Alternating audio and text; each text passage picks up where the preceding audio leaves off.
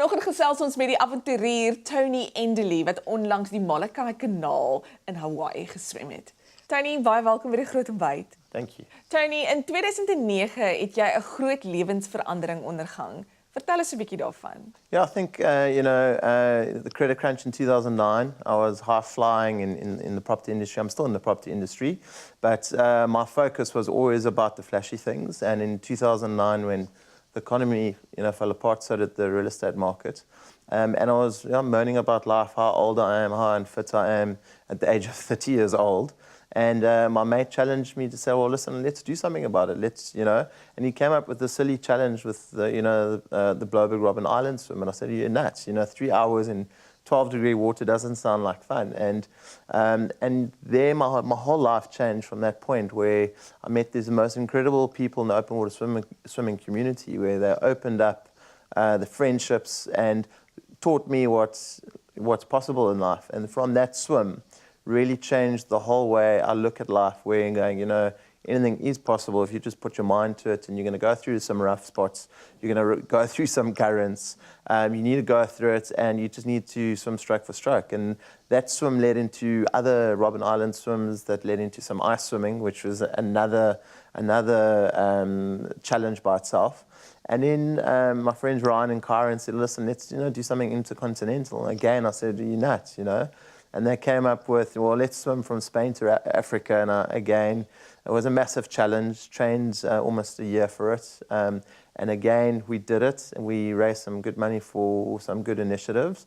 And that really changed my whole path. Toni, die Molokai Kanaal swem is 'n baie moeilike swem oor die algemeen. Hoe was jou ervaring? Yeah, the Molokai Channel, after swimming the English Channel in 2015, which was extreme, was the toughest moment of my life.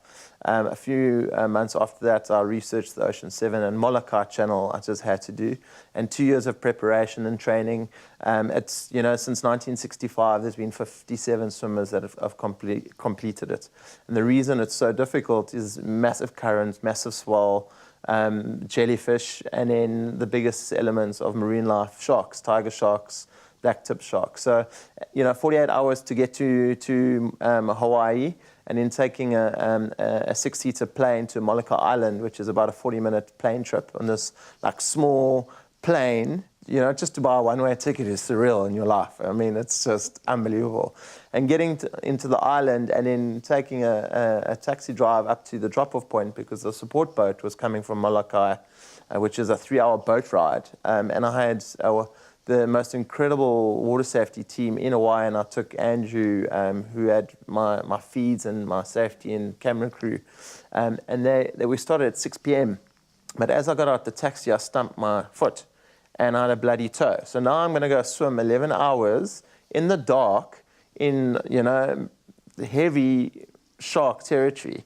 And then 6 p.m. started, sun was going down, and it was majestic, amazing, but scary. My biggest focus was really just getting to sunrise, so that would give me another wind. And about midnight, I had jellyfish that went across my face and hit my nose, that I thought that my swim's over. Sunrise came up, and I thought, oh, this is amazing. The different turquoise blues and the rays and fish. It was just absolutely amazing. Eventually got to the other side, and the surfers started clapping me into the beach. And I just broke down in tears with messages from my beautiful kids and my wife, Bridget, Tristan and Kai, writing on the whiteboard with messages, Dad, don't give up, you got this. And as I saw the ground coming in, I just started crying. And Linda Kaiser, who's a legend of open water swimming, came down to the beach, and I just collapsed in her arms. And I just said, 20 hours, 35 minutes. I was absolutely shattered. Vertel ons, wat is jou volgende uitdaging? Yeah, so the next challenge is the Cook Strait, north to south island of New Zealand. So that's extremely cold water, heavy currents, and great white sharks. So that's February next year.